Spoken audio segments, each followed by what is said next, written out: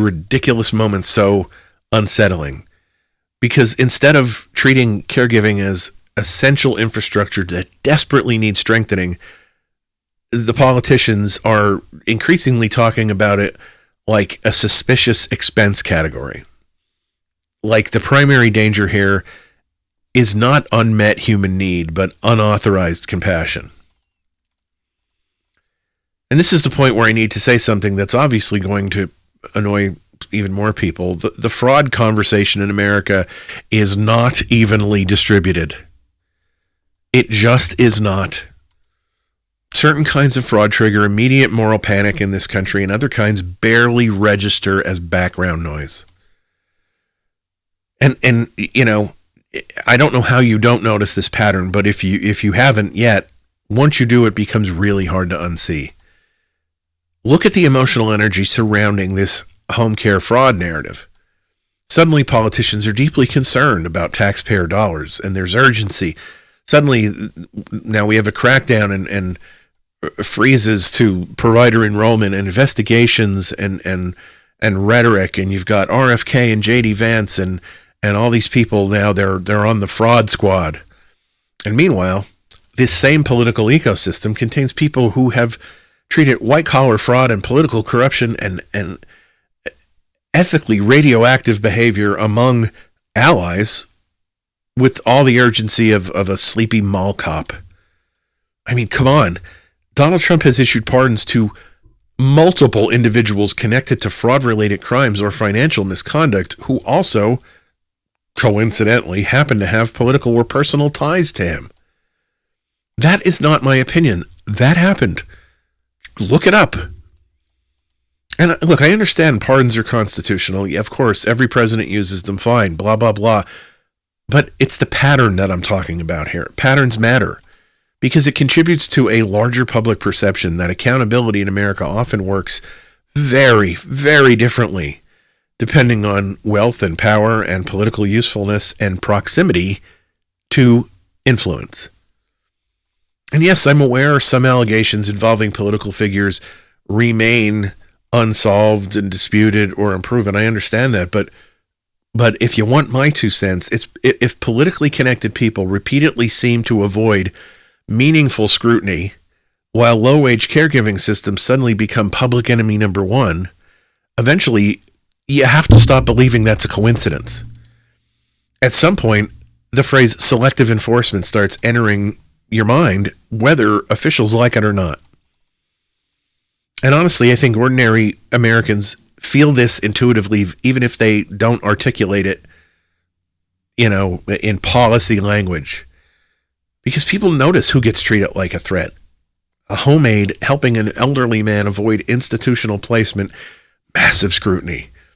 A daughter being compensated for caregiving labor that is physically and emotionally consuming, potential fraud concern. But a giant, ethically murky financial ecosystem surrounding wealthy or politically connected people, that often gets treated like weather. Complicated, unfortunate, move along. And before somebody starts, typing furiously, no one is saying all caregivers are criminals. Yes, I know. That's not my point. My point is about cultural framing. Who gets viewed suspiciously by default? Who gets the benefit of the doubt by default? Who gets treated like a systemic danger? Because the emotional tone surrounding public assistance in America it is already deeply revealing. A billionaire commits financial misconduct, and people debate regulatory complexity. A poor person improperly receives benefits. Half the country suddenly turns into Sherlock freaking Holmes with a calculator. That imbalance is real. And you can feel it in the rhetoric around this elder care situation right now. We are apparently supposed to believe one of the great fraud emergencies threatening the American Republic is home care aides helping elderly people stay out of nursing facilities. Really? That's where the emergency spotlight lands. Not corporate price gouging, not massive financial scams, not politically connected corruption, not industries that vacuum billions from the public. No. We're laser focused on caregivers and home care systems that are already strained to the breaking point. And look, I'm not saying that all fraud investigations should stop. Obviously not. Investigate real fraud. Prosecute actual scammers. Shut down fake agencies. Good, great, do that. But the intensity and symbolism of this crackdown matters politically because it reveals what kinds of fraud America finds emotionally satisfying to punish. And if there's something deeply unsettling about watching a country repeatedly aim suspicion downward towards caregivers and vulnerable people and strained public systems, while they treat, the misconduct of the elite like an endlessly negotiable public relations issue. Yeah, deeply, deeply unsettling. Eventually, people start asking a very uncomfortable question. Is the goal really accountability? Or is the goal policing who society thinks should be policed? And I think another major problem underneath all of this is that many of the people shaping these conversations don't have a clue. They don't live anywhere near the realities that they're actually talking about or making decisions about. And I don't mean that as an insult. If it comes off as one, I guess so be it. But what I'm talking about is structurally. Wealth changes how human beings experience aging. It changes it completely.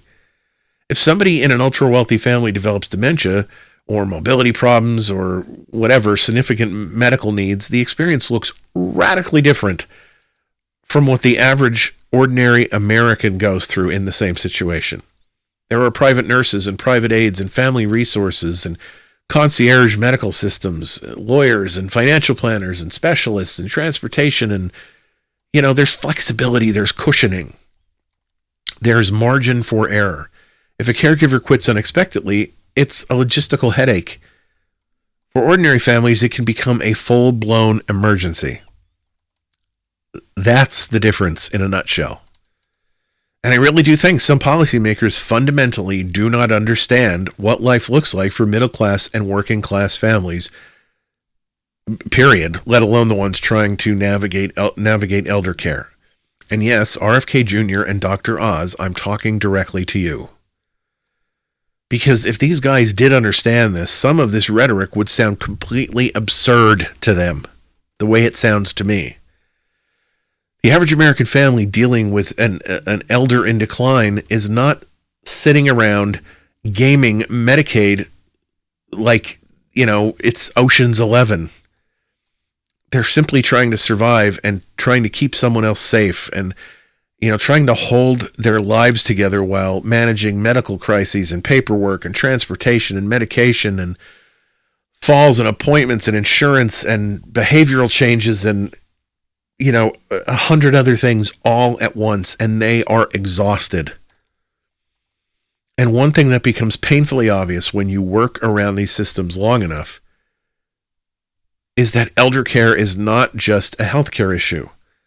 It's an economic issue, a labor issue, a housing issue, a transportation issue, a family issue, a mental health issue. It touches everything. Because when support systems fail, the damage radiates outward. Adult children miss work and savings disappear and caregivers get burnt out and it puts strain on marriages. We haven't mentioned that one yet. And sometimes families reach the point where they are forced into decisions they never wanted to make. And that's the part people with resources don't seem to be aware of. Choice itself becomes a luxury. A wealthy family has options. An ordinary family often has trade-offs, and bad ones. What happens if I can't keep doing this?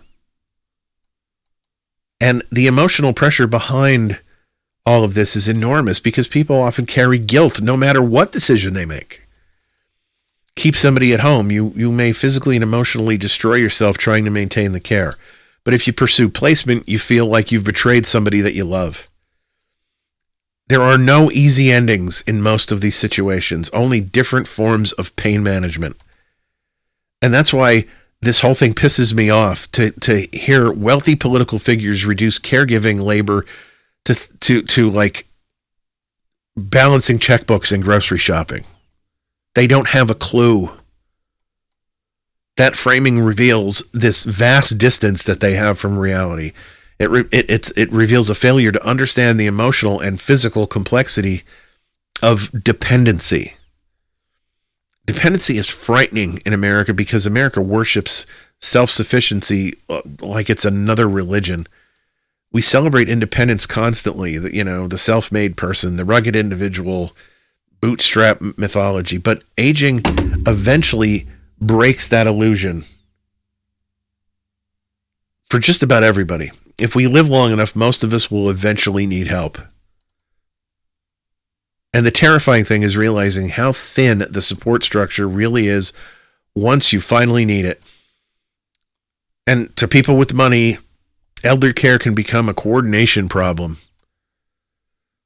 To everybody else, it can become a life-altering crisis that consumes entire families from the inside out. And yet the people living closest to that reality often have the least influence over anything to do with the policies that shape it. And that says something deeply uncomfortable about whose experiences actually matter when politicians get involved. And honestly, I think that's why this topic sticks in my head so much, because elder care is not just about elder care. It's one example of a much larger pattern in this country. America has a bad habit of praising vulnerable people symbolically while abandoning them eternally. We love ceremonial compassion, but actual support, it's where things suddenly get complicated. We call veterans heroes and enact shocked when many, are homeless and struggle with trauma and addiction or impossible VA systems. We talk constantly about protecting children while millions of children live in poverty and food insecurity in the richest nation on earth, and now we're cutting SNAP benefits. We tell disabled Americans they matter while surrounding them with bureaucratic obstacles designed by what I can only assume were emotionally exhausted idiots. We tell LGBTQ kids they're loved while parts of the political system openly turn their existence into campaign material. And with elderly people, we romanticize them right up until the second they require expensive, sustained, inconvenient support. And then suddenly the language changes. Now we're talking about cost containment and fraud prevention and resource allocation and budget pressures. Humanity dissolves into administrative vocabulary. And look, I understand resources are finite. I'm an adult. I understand governments have budgets. I understand systems require oversight. But that's not really the issue. The issue is what our priorities reveal. Because America always seems capable of finding enormous amounts of money for stupid shit. Ballrooms and arches. Always. And what we consistently struggle to fund adequately are systems built around care and vulnerability, dependency, and human maintenance.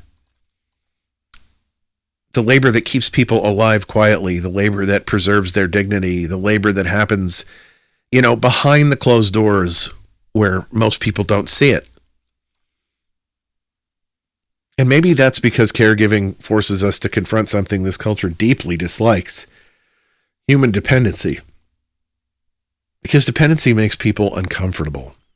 It reminds us that the fantasy of complete self-sufficiency is just that. It's a fantasy. At some point, just about every human being becomes dependent in one way on another.